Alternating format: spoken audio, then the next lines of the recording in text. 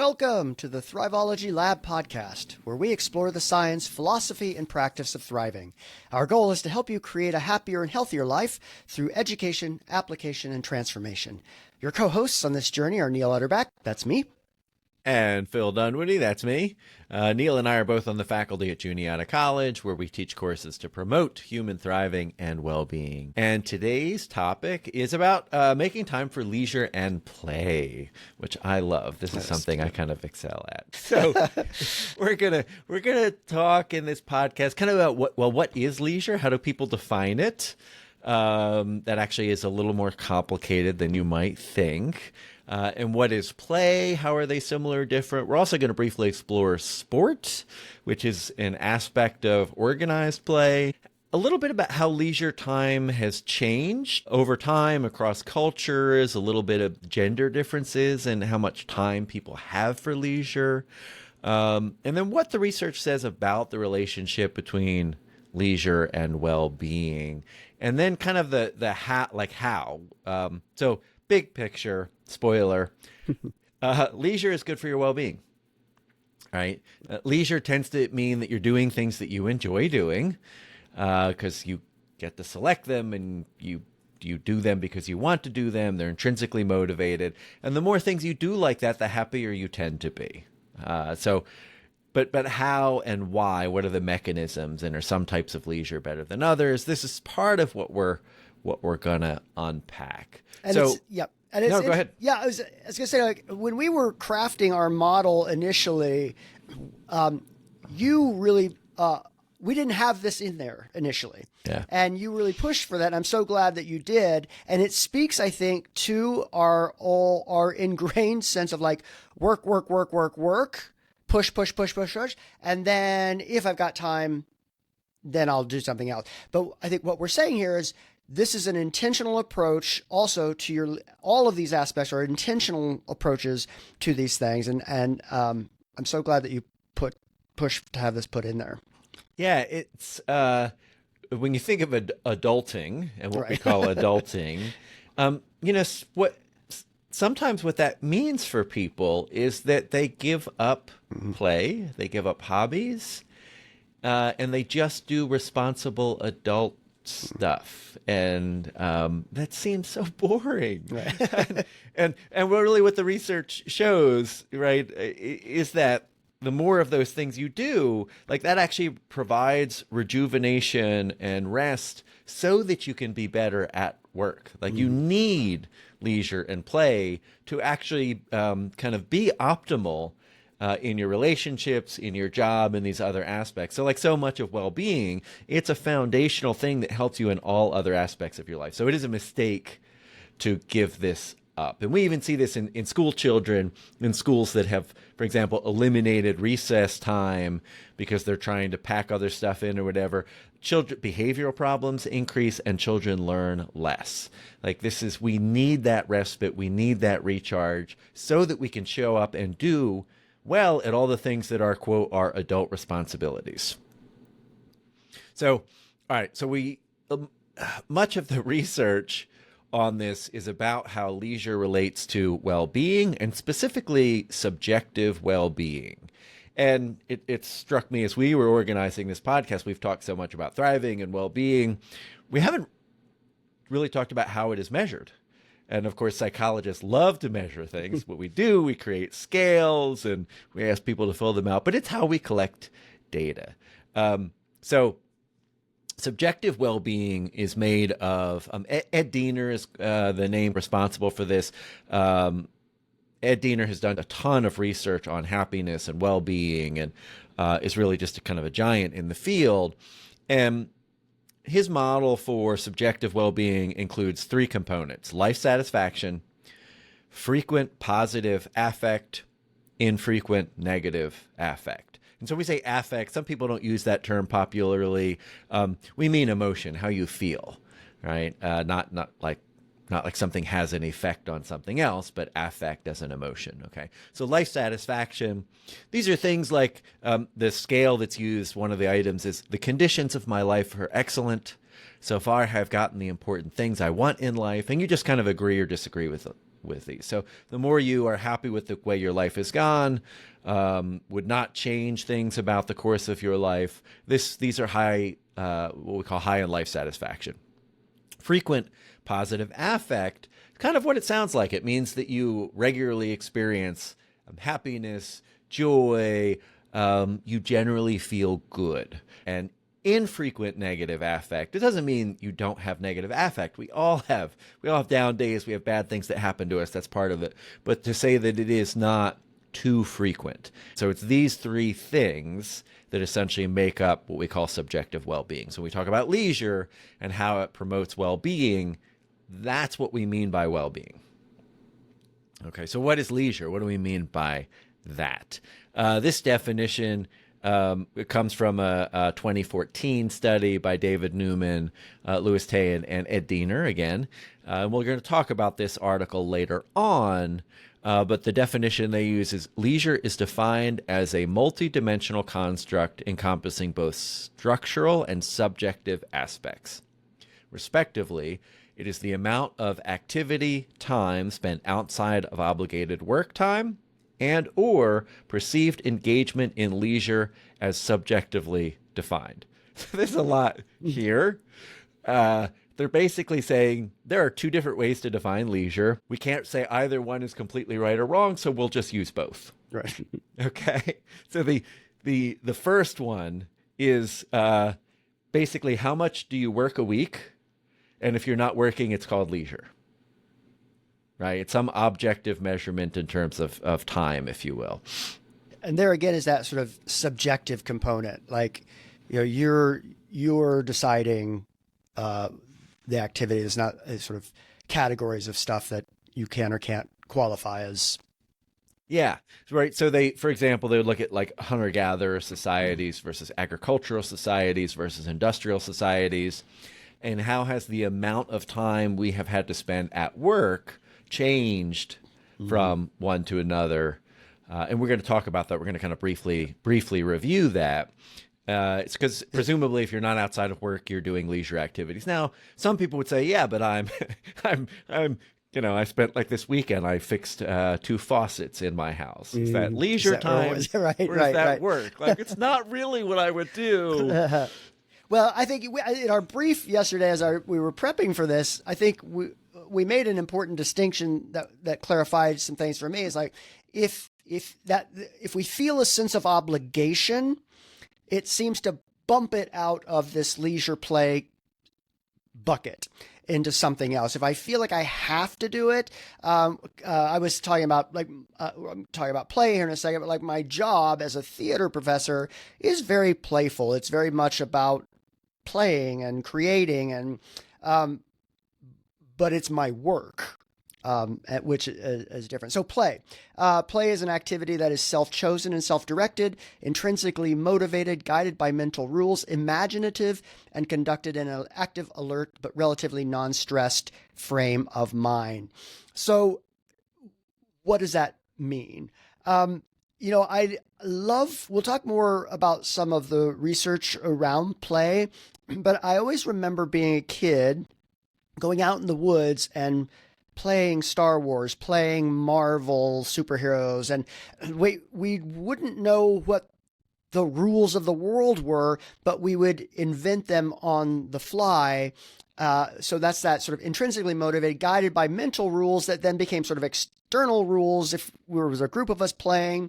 And we see animals across all different kinds of domains playing such that they can figure out how to be grown-ups, figuring out what are the rules, how do I fight, how do I forage, how do I do all these things. And we see that with certainly with kids. And what's interesting is at some point, probably around adolescence, we discard those things and we become adults. Again, we are differentiating leisure time from work time, and yet most of our jobs today are asking us to be creative. Mm-hmm. So where do we cultivate that creativity if not in leisure and play time? Yeah, and this play component gets really at that second way to define well-being, which is really subjective, right? Because these are, as you said, intrinsically motivated, you are doing these things because you enjoy them, and that would be considered a type of leisure activity. And I think your example of all animals doing this, right? If you've got a puppy, the puppy wants to play, and that play is often it's wrestling. If you watch chimpanzees, again, kind of young ones, they play. Humans play as children. And as a martial artist, I often look at how much of that is actually self-defense oriented, because wrestling, kind of simulated combat in a safe environment that is fun. It is playful. It is play. It is also teaching you physical skills that you might need for survival purposes. And this is part of, I think, how evolution has essentially built play as an important thing for us. And it's one of the reasons I enjoy martial arts. As you know, being in the Tai Chi class with me, one of the things we do is called push hands. And it is this partner activity where there's a little bit of a competitive aspect. We are playing, we're being playful, but we're actually also learning important skills at the same time. Well, that gets us into sport, which we're sort of defining as sort of a subcategory of play.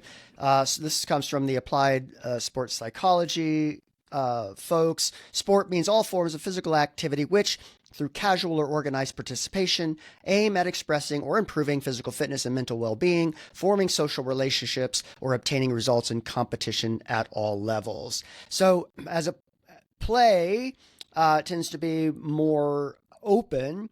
Sport tends to put the boundaries on how to do that play, but we see all kinds of benefits, well-being benefits through participation in sport. And I would also say that like some of we're kind of being a little academic about sort of putting these categories together.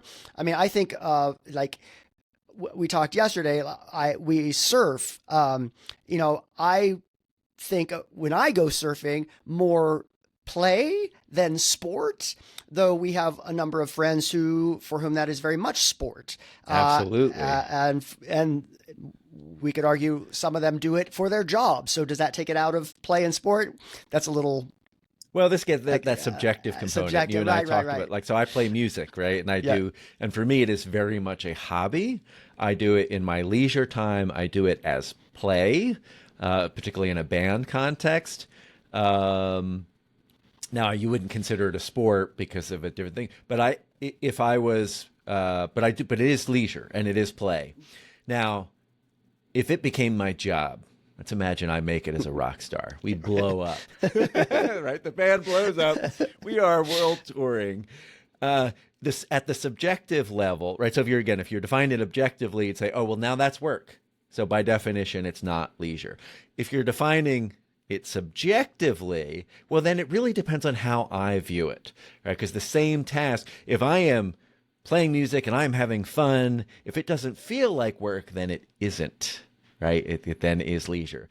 If it starts to feel like a grind and like, I really don't enjoy this, but I have to do this as my job, right, that's when now this back to this sense of obligation. You and I also we discussed cooking yesterday, yep, right? For some of us, cooking, if you're expected as kind of your role in the household to always be cooking and have meals on the table for others in the family or for yourself, that may really feel like not leisure, right? Mm-hmm. It's an obligation. It's work. Where, like, my kids are both out of the house. They're not kids anymore. When I cook, like, I enjoy cooking. I find it relaxing. For me, it is fun, right? So yeah, the same activity different people might view as leisure or work, and even the same activity in the same person can change over time. You might start doing something for leisure, and at some point it starts to feel like work. And then, right, like, you and I've talked about this, about the Spartans and kind of your competitive nature on this, right, and is that really what I wanted out of this? Am I starting to lose some of the fun and the intrinsic motivation, which is actually why I got into it? Right. Yeah, that's the example I was actually going to bring up. Like that totally shifted for me, as did my time at the gym. As did it became like this is the thing I have to do to make this other thing happen, and I lost a lot of the enjoyment from those activities. Yeah, and then like we briefly discussed yesterday, sex, right? Is something that can be quite playful, might be very enjoyable or seem like an obligation and work. I watch, I've been watching, Game of Thrones. I'm a big fan of, and I'm watching House of Dragon. And if your marriage is political and your job is essentially to create offspring for the king, right? Yeah, and that dynamic happens in relationships today. Even if you're not a king or a queen, but that this sense of sex as obligation versus sex as play and enjoyment and fun. And so again, I think the subjective part is really important. We do learn stuff from the objective numbers in terms of time. They're both useful ways to look at leisure as a category, right? So leisure it's this bigger picture thing. It includes what we're talking about as play and sport, at least at the non-professional level. I mean, at sport, obviously, at some point, if it becomes your profession and it is your job, it may not feel like leisure. And so that moves into a different category. For most of us, that is not where we are. We are not professional athletes. And later, if we have time, I'm going to call up sort of Yvon Chouinard's work. He's the founder of Patagonia. Yeah. And they have a very particular work philosophy that begins to blur some of those lines. And I do think there's something interesting about that blurring, and I've tried to blur some of that for myself in different ways. You can't just tease that and say we're going to come back to it later. You got to actually tell me what it is now. So one of the things that we talked about yesterday is like the course that we teach is profoundly fun and playful, and it never feels, that subjective component, it never feels like work to me. It's something I enjoy. And, we talked about different classes we might teach. Would I do this if I wasn't getting paid? Like our Ways of Wellbeing class, I would do if I wasn't getting paid. Like I just enjoy that course. I enjoy talking about these just like this. And that became even more so during COVID. And so one of the things I've applied for myself is if I can tell the difference between work and play, then I'm not doing either correctly. And the idea for me was to try to infuse my work with as much play and playfulness as possible and take my play time seriously. Like I want to get better at the things I do for play. I want to deliberately practice some things. And so Yvon Chouinard, they have all kinds of just fantastic work policies around work-life balance. One of them is called Let My People Go Surfing. And so employees intentionally build their work schedule around something they love doing. It could be surfing, skiing, hiking, like whatever you want to do. As long as the work's getting done and you're, doing what you need to do for the job, you can sort of, it's very flexible in terms of when you come in, when you can leave. And it's not uncommon for whole meetings just to get canceled because everybody wants to go catch the swell that's coming in. I love that idea. I'm thinking now that we've just gone through the time change, the days are shorter, I'm not getting my trail time, but I also have a decent amount of control over my schedule. So for example, True, right. I might be able to, and and there's some privilege with that, but I might be able to schedule, for example, a certain morning or two a week to make sure I'm getting my trail time. Because some of my work is quite flexible. No one cares when I read email as long as I read it. Right. So, all right. So let's talk just a little bit about how leisure has changed over time and kind of how it varies by culture and even gender. So you might think that, society is this kind of forward march in terms of progress. And as a result, we have gotten more and more leisure time. There's some truth to that, but it's also much more complicated than that. So a 2019 study by Dr. Mark, I'm not sure if it's pronounced Dibble or Dibble, but this is a pretty well-cited study. Dibble lived with the Agta, a group in northern Philippines that still practice hunter-gatherer foraging techniques in terms of sustenance. but some also farm. And so this gives really kind of a good comparison, same cultural group. What his data shows is that those who are doing hunter-gathering work about 20 hours a week, where farmers work about 30 hours a week. And so again, you might assume that, well, you would move to agriculture because it would give you more free time. Actually, no, that is not the case. And if we look at, in general, kind of changes in society, we can think hunter-gatherers is kind of, again, our evolved context. This is what we've spent the vast majority of our time as a species in that environment. And research generally points to somewhere between 20 and 30 hours a week to basically get food and what you need to survive for hunter-gatherers. As societies move to agricultural societies, this increases a lot. It increases to 30 to 40 hours a week. And then if you look at the move to early industrial societies, again, we might think of that as progress. And I say early industrial societies, meaning early 1900s, you have average work weeks that are 60, 70 hours a week at that point. Now, that's different than modern industrial societies, which are actually more like 30 to 40 hours a week. So we have, it seemed like there was this constant march toward more and more working. And then at some point, and we see this over the last 100 years or so, it really starts to shift back. Some of this is increase in productivity, automation, but also things like unions, right? Part of the union movement, the labor movement, was to say, no, I don't want to work 10, 12 hours a day, 6, 7 days a week. That's, while the owners of the company get rich and I'm just barely getting by, that is not okay. And so this is where you have, the 40-hour work week comes in, where ideas around overtime pay come in. This is to protect leisure. This is explicitly about leisure, right? It's framed about limits on work, but why? So that you can have time outside of work, right? There are also some interesting country level differences. This comes from kind of Our World in Data. You can .org has some really interesting data on this. And I didn't look at every country. I'm not going to list every country here, but just to kind of highlight some of the outliers. Cambodia today listed one of the highest at 47 hours per week. That's less than we talked about with the kind of pre-industrial society.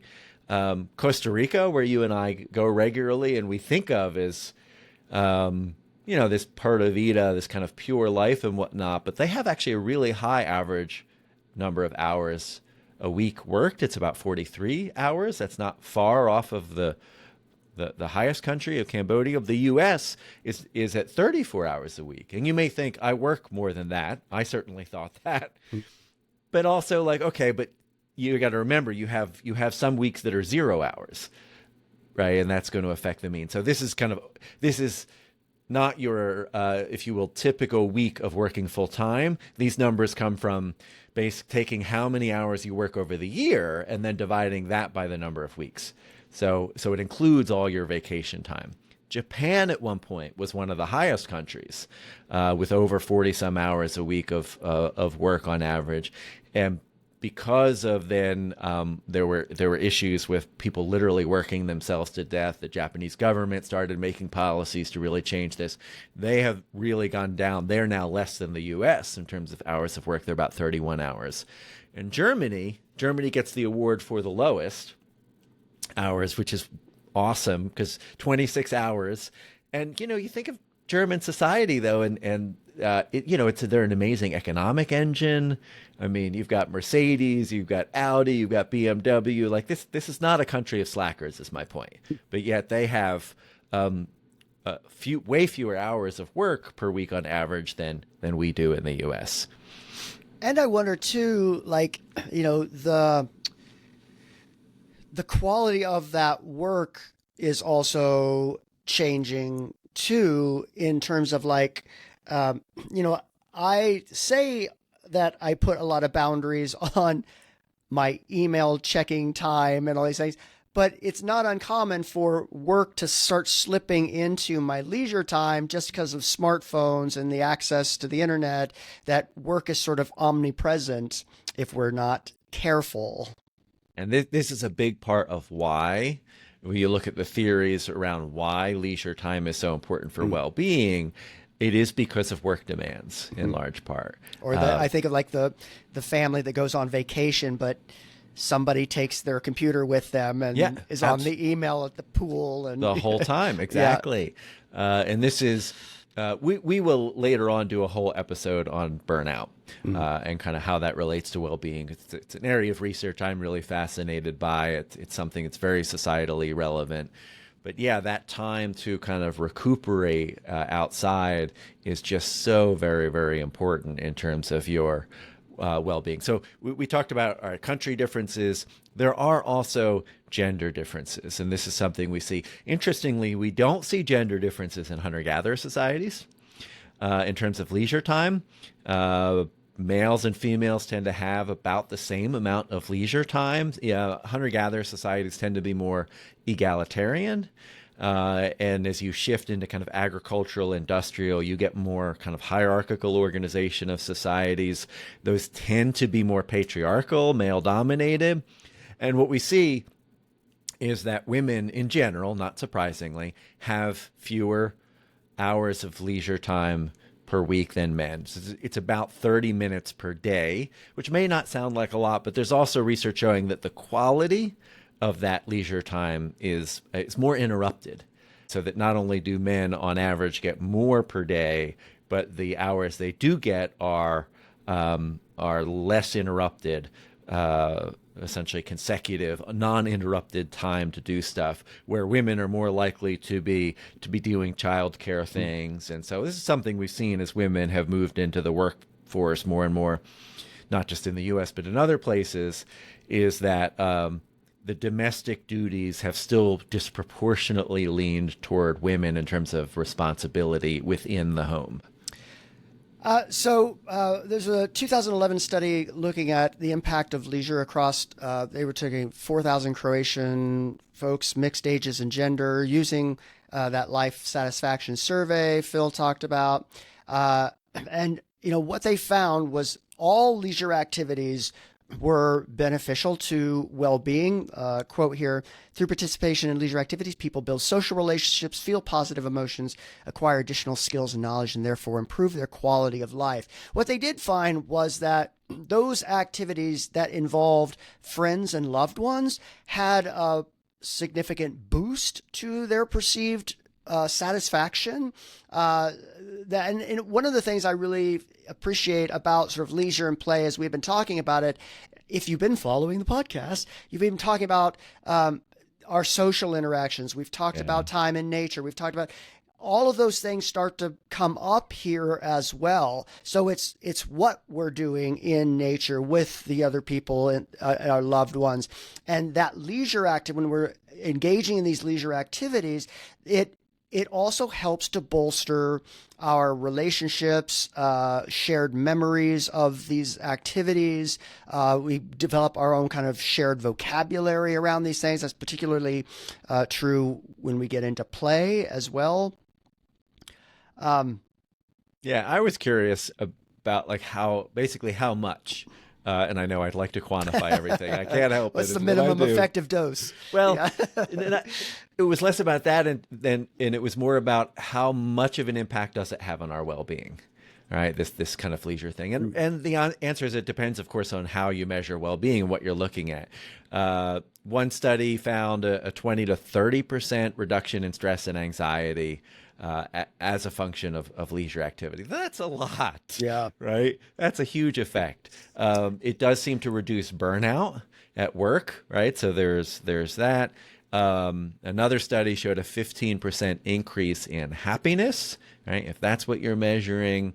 And then yet another one, a boost in life satisfaction by about 10 to 25%. So there's a variety of mechanisms that this is helpful. Well, just think if there are a lot of leisure activities that do cost money, but there are a lot of leisure activities that are perfectly free. Yeah. And if you could do something that was perfectly free that would give you a 10% boost in your happiness, why would we not do it?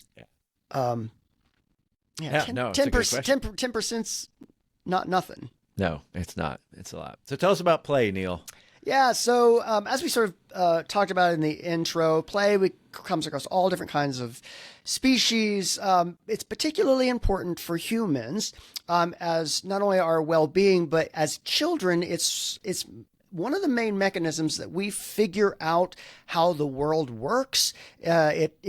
It is, in fact, a way to craft a world from scratch. So we go out, and if you ever watch kids on a playground out playing, as they're playing, they'll often stop and say, "That's not fair," right? And so what they're often figuring out is like, how does the world work? How do I want it to work? And it's through those that they start to develop an understanding of rules, of fair play, but also the cultivation of a playful attitude that they can approach in other domains of their life. And one of the ways that does this is through what J.J. Gibson referred to as affordances. And so you think about even like a minimally constructed playground, there aren't really rules to that, or a sandbox. I think of a sandbox as such a great metaphor because it's just a box of sand. A pile of sand. And yet what can you do with that? Yeah. And that play as an activity helps us cultivate the foundation of creativity that we can see. So what is affordances? So it's seeing the possibilities in a thing. So I give you a newspaper and I say, how many different things can you do with it? Well, I can read it, I can learn about the news, but I can fold it up into a paper airplane. I can make a funnel to pour liquid down. I can turn it into a not very good working telescope. I can swat a bug with it. So I like all the different possibilities are what Gibson referred to as these affordances, and play taps into that ability to see things differently. So you can see a monkey bar as a jail. You can see a swing as a spaceship. You can see you can start seeing what all these different things could be. As kids, that's part of and it's just fun. It's just a fun thing to do. It's fun. It's intrinsically satisfying to us as children. And it's so important to the quality of our life as adults as well. So you brought up sex. Researchers found partners who have conspicuous play and playfulness in their sexual lives are far happier and more satisfied with their romantic engagements than people who sort of are going through the motions by rote as well. We see that. And because you talked about some of what you're saying makes me think of playfulness, which we distinguish from play a little bit because of the creativity component. One of the things we know in the workplace is that people who are playful are more successful. And there's probably some social component to that. They're more fun to be around, but there's a creativity component to it, right? How many of us have jobs where part of our job is to be creative, right? And the more playfulness we can bring to that, the more effective we're actually going to be in our jobs. Yeah, and one of the domains that the researchers look at in playfulness, particularly in the workplace, is around humor. This is from a 2011 study. Playfulness seems to be a way of effectively displaying interpersonal strengths, for example, when playfully expressing love towards other people or social interactions, discussions, group meetings, interviews, playfully easing tensions or enabling creative processes in a group. So it's one of the, and it's all, as you mentioned, humor is a major predictor in people who score high in work satisfaction. It's an intellectual act, and it helps cultivate this openness to ideas. And one of the I went down a rabbit hole this morning. Yeah. We're running out of time, so I won't belabor it. But one of the things we talked about yesterday is you brought up, if a person is not necessarily ethical, they can cultivate sort of ethical behavior. And as we talked about in discipline, I can become an ethical person by doing things. That seems to also be true about sort of humor and playfulness too. If you are not necessarily, you don't think of yourself necessarily as a playful person, you can cultivate that thing. And over the weekend, I was at a conference, and a bunch of folks were sort of debriefing the election and stuff. And a lot of people said they've stopped watching the news. Yeah, that's been a theme. Yeah. And instead opting for comedies. Yeah. And how much better, just on the fly, self-reporting, how much better they felt. And so the stuff we fill in our lives, the content we circulate, we see this with social media as well. Like the stuff you fill in your field of vision, your field of awareness, influences that aspect as well. There's a systematic review called Beyond Laughter that looks at the using comedy as interventions, as a therapeutic interventions with people facing mental health challenges.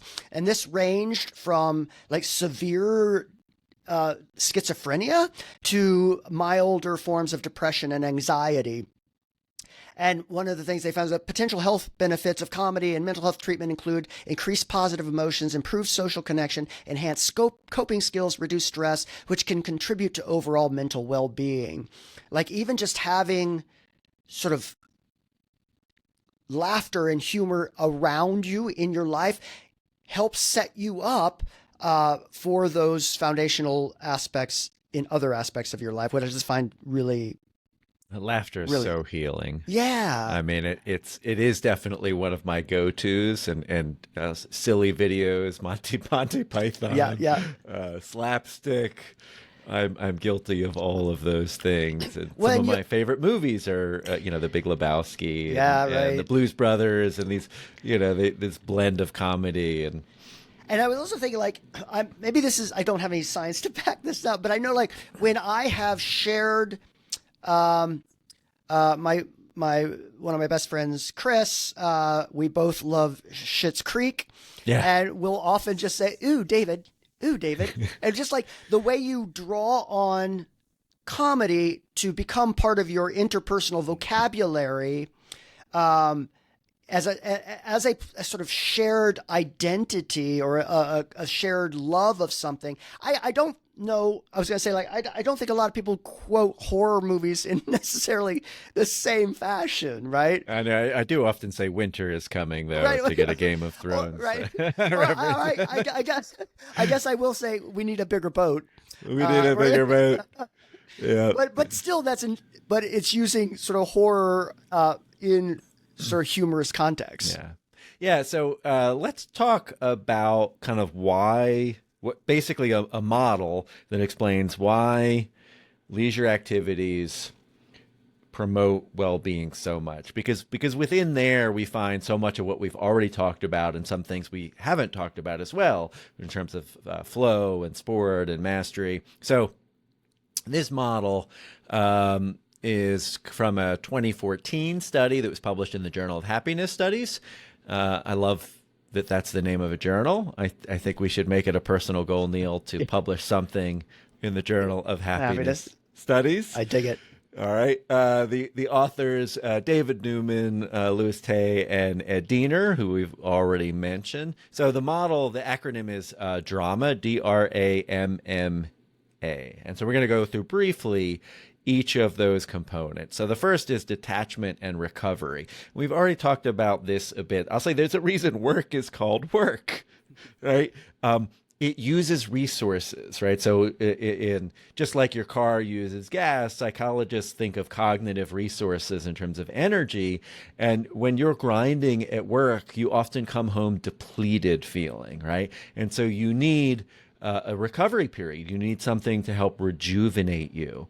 And so that rest, doing things that are intrinsically enjoying, that is part of the recovery. It helps reduce burnout. It's also essentially, it's a homeostasis mechanism. You can't constantly be expending energy basically at a level that is too high. You need to then have recovery periods so that you're able to then expend that energy right in the burst that you need it. So that's the recovery part. The detachment is a shift in focus. Right? So it's about both detachment and recovery. So what I mean by that is you're not thinking about work. If I'm home and resting, but I'm thinking about work, I'm not getting the detachment part. And we all do that. We stress. This is what stress is. We lie in bed at night at Yep. 3 a.m. thinking about stuff that is work related. So, and this is where I think play or sport, or if you're playing music or whatever it is, having something else to focus on, or even watching a good movie, reading a book. These are all things that shift the focus of your attention off of work. Well, and that effort component is really interesting, because when we take the students to Costa Rica, we have a pretty packed week of very physical activity, a lot of physical surfing, yoga, hiking. There's a lot of sun. And one of the things that we often find is something we talk about is sort of that end of day happy tired, which is a different feeling from that what you just described as like, I'm exhausted from work. Yes. I'm spent. You feel physically spent, but it feels good. Yeah, that is one of the symptoms of burnout, is that you come home from work and you feel exhausted. You feel like you don't have energy to do basic things, and that's a sign that your work demands might be too high. Short periods of that are fine, but if that's a chronic condition, that tends to be bad for our health. Autonomy. This is also, again, somewhat related from a break from work. We often have limited autonomy at work, meaning we have things that we have to do that other people assign us, right? And then in our free time, we get to decide. We like feeling empowered. It feels good to have agency. So autonomy is something that improves well-being. And leisure time gives us autonomy. We decide how we use that time, okay? Mastery, which you've mentioned as well, right? This deliberate practice, when you talk about as play maybe turns into sport, part of what you're getting at as well, or even just the play itself, is this levels of mastery, right? So let's say let's imagine, Neil, you move to Costa Rica, right? And you're like, Dreaming. You're surfing on a regular basis and your skill level is going up. That mastery feels good. It increases our self-esteem, our self-efficacy.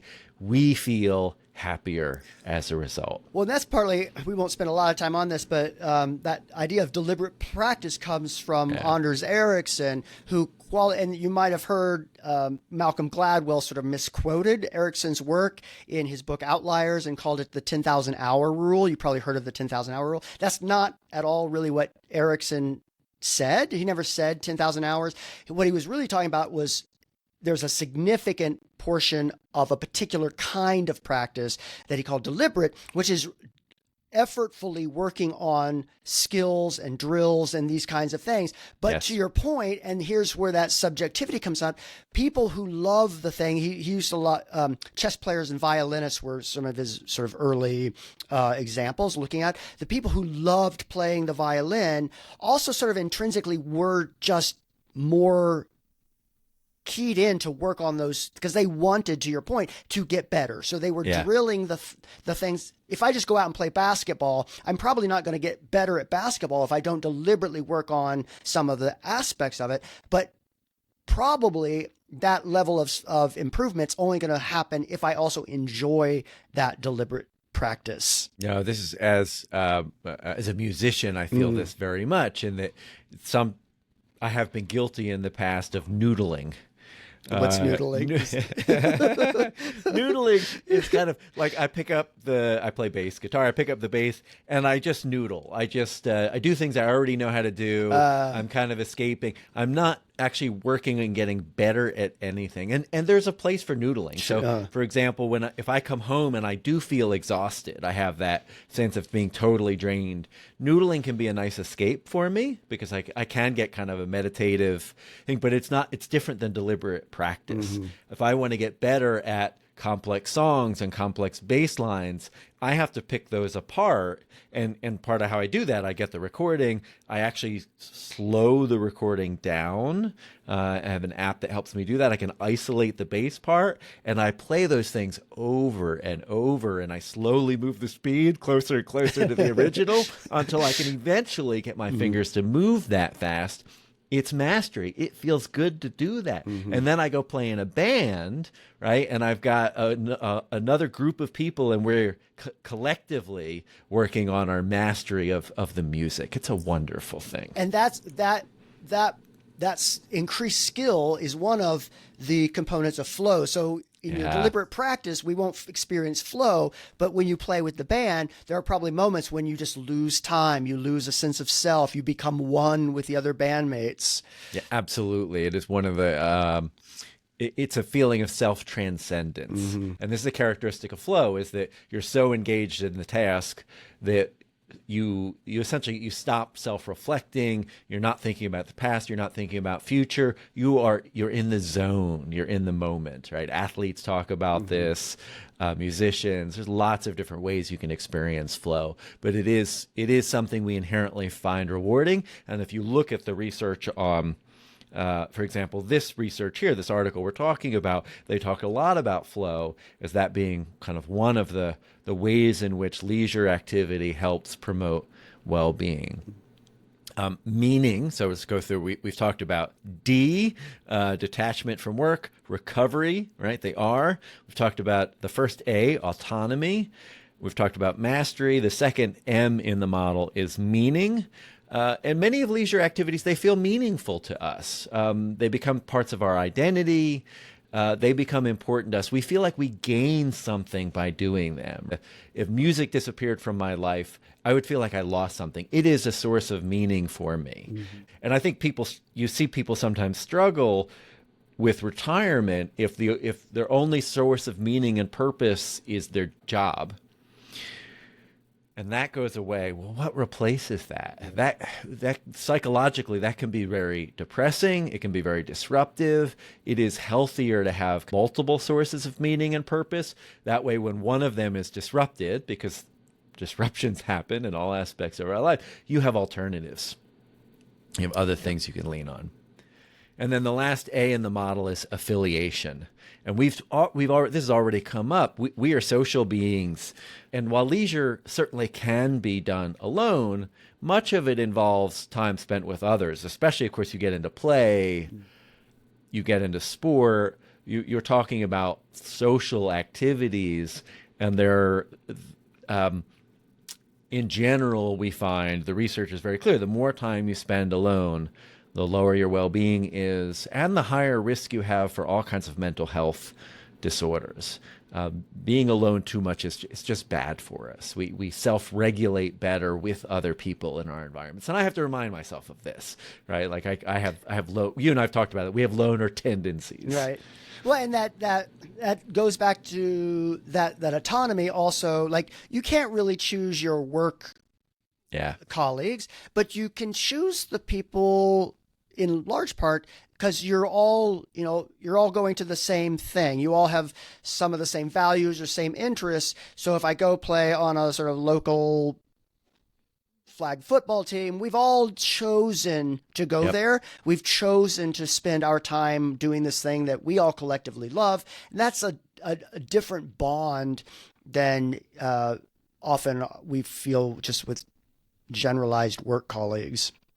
So we need a good challenge for this week, Good Neil. challenge. First, I'll say I love this episode. Yeah. This is something in my own life. Like, I felt that pull as I was adulting, in a way to get rid of hobbies. And I would say pull is probably not the right word. It was more of a push. It was a societal pressure that I was internalizing that I shouldn't do that. And I've always fought against that. Like in graduate school, as my demands in graduate school increased, the stress from that increased, I became more deliberate about I need to have hobbies in my life. I'm not going to let them go. And I can decide what those are. And for me, main ones have been martial arts and music have kind of swapped on and off at different points in terms of my emphasis and time. Well, that's so really interesting. I know we're running out of time, but like right now, so as a young person, I loved playing Dungeons and Dragons. Yeah. And at some point I gave it up because I thought it was not an adult thing to do. But lately, I've really been craving that, and the fun and the creativity and the play and the community and all this things. And the thing that has prevented me, and I've been sort of percolating this for the past year or two, is a fear that like, oh, I'm too old. And if I find a Dungeons and Dragons group, they're all going to be like 20 years old, and I'll feel like some old person. But like, I think my challenge for myself is to try to work through some of those biases I have about that and let them go, such that I might pick that back up again. But your challenge more broadly. I'm going to interrupt you real quick. Yeah. So the way I think Martha Beck, she's like, what is stopping you from doing what you really want to do? Yeah. Think about what that is, and then ask yourself, are you absolutely sure that's true? Yeah, right. And I'm like, are you absolutely sure that you won't find kind of I'll say a similar age cohort interested in playing Dungeons and Dragons? I bet you could. Yep. It's everything stopping me is completely self-manufactured. Yeah. I have no facts. Right. So your challenge: deliberately carve out some time this week to do something you enjoy. Think about how you can intentionally make more time for that in the future. Yeah, and this is. Sometimes it helps to schedule these things. Sometimes it means you need more unscheduled time. This is kind of depends for you. I teach Tai Chi 4 times a week. It's not 4 days because there's a couple multiple times, but I have scheduled that because it's important to me. I know if it's not scheduled, I'm less likely to do it. And so, that it may not mean joining a class like that for you, but it might. That's a way to get some of the affiliation if you stick with it over time, the mastery, all the things we've talked about. So yeah, try and be deliberate, be concrete about how and when this will happen. And you might, if there's other people in your life, you might need to talk with a partner about support for it if you don't have something, because there is negotiation, especially when you have kids and you're trying to, everyone feels when you have kids that you deserve more time than you're getting. And that's hard. Well, that some of that negotiation may percolate out to all kinds of things, including budget. Like I've been like, I love surfing. I don't get to do it very often. I'm trying to find ways that I can do it more. And what I've come to I need to recalibrate my budget to save more money for travel. So that means I've got to cut some other places. If that play activity is really important to me, and I believe it is, then I'm going to have to let go of some other things to intentionally make time and money for that to happen. That makes sense. Okay. That's it for this episode. Make sure to subscribe to the Thrivology Lab on Spotify, Apple Podcasts, YouTube, or wherever you get your podcasts. As they say, hit that like button. Don't forget to subscribe. Leave a comment or question on YouTube, and we'll be sure to respond. Follow us on Instagram, Facebook, and what did we add? We added LinkedIn. And I just want to shout out, thank you to all the people who have reached out. It means the world that you're listening, you're liking. So yeah, please continue engaging with us. We love it. Yeah, definitely. It's been nice. It's I had a friend tell me that he felt like the podcast that each episode was speaking directly to him. And I thought that's because we're hitting on something that is common. It's not just us, right? Yep. Okay, if you have questions or comments or a subject you would like to hear us discuss, please reach out to thrivologylab@gmail.com. Thrive on. Thrive on, friends.